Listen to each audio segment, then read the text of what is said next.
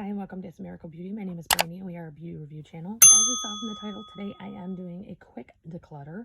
I didn't go through my entire collection, like I didn't even touch my eyeshadows, but these were some things that I had identified I definitely wanted to get out of my collection. So this is going to be short, sweet, and let's get into it. This is the Tarte Holiday Blushes. These work fine. I just am not in love with them, and I grab a different blush every single time I do my makeup other than these, so I am just going to let these go. They do just fold in together like this.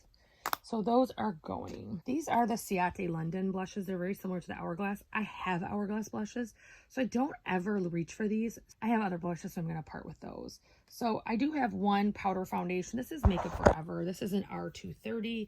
Their powder foundations do run deeper than their actual liquid. I'm a perfect R230 in the liquid. This one I'm probably going to have to do 210 or lower because it's a lot deeper. I have a lot of setting powders I'm getting rid of. I'll give you some quick reasons why. So this one just doesn't work on my skin. I love Juvia's Place eyeshadow, but their foundations and the powder just weren't working for me. Oh, and their concealer is literally like one of my top favorites. I will never part from them. Next is Believe Beauty. This powder actually works fine. I just did a Believe Beauty review just a few days ago. And, well, I posted it a few days ago. And it works good, but it's just not for my dry skin. I have powders I love more. And if you looked at my tour of my drawers, I have so many powders. So there's just no reason to keep something I'm not in love with. This is another one I got from a box. And it's just not for me. I don't care for the texture. I don't care for how it looks on my face. This one is the Pretty Vulgar. I actually really like this powder. However, because it is so mattifying, it doesn't really work with my dry skin.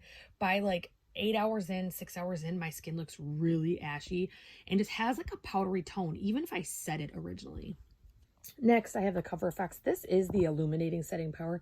I don't know what the deal is with this one. I usually use an illuminating powder with my regular powder to make it kind of have a glow but not be 100% glow. This one separates my foundation every single time I use it. It doesn't matter if it's mixed in with something, doesn't matter if I use it by itself, my foundation separates and looks patchy. So I'm getting rid of that one. And then the Huda Beauty actually, again, works really well, but it's very matte. But my issue is the perfume. Her products sometimes are so scented that with asthma, I cannot use them. I smell them forever after, and the last time I used it, it made me wheeze really bad. Okay, I'm going to do these glowy ones first. This one is the Becca, let me just figure out the name, Shimmering Skin Perfecting Liquid. I honestly just don't care for this, and I use more full coverage foundations most days, so it just doesn't even show up underneath, so it's just kind of not worth it. Then this Kaja.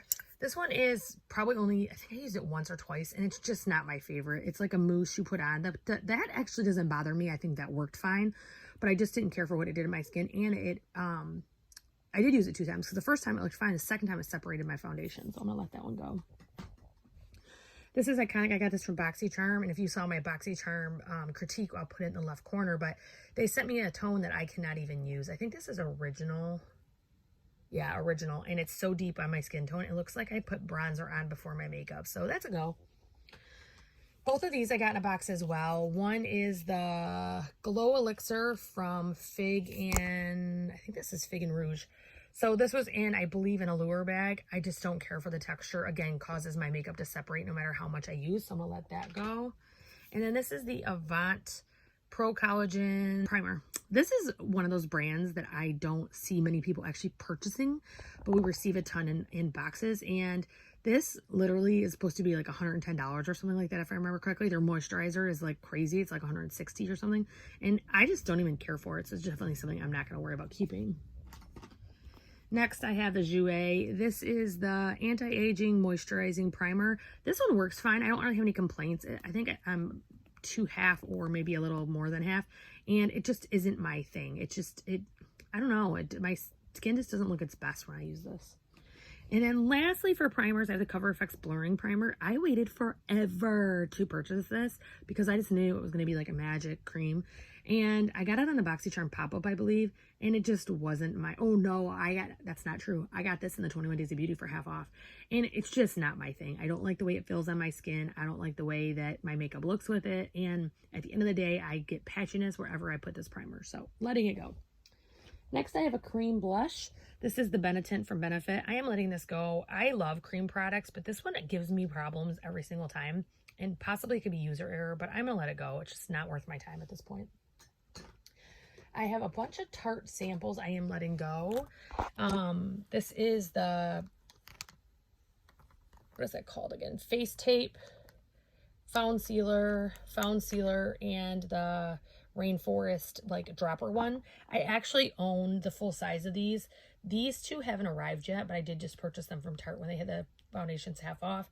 And these two I have used.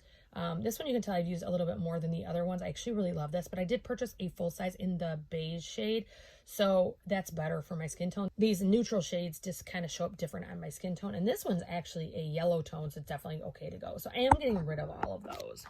I have two foundations I'm getting rid of. First is the Becca Ultimate Coverage in Porcelain. Then I have the Estee Lauder Futurist Hydro Rescue in 1 and 2 Accrue. So Estee Lauder runs beige naturally or pink tone naturally, so I do use neutrals in that brand, but neither one of these are good for me. This one's way too light for me, but also it's so full coverage. Even when I mix it with like a illuminating primer or an illuminating foundation, like a glowy foundation, it just doesn't work well on my skin.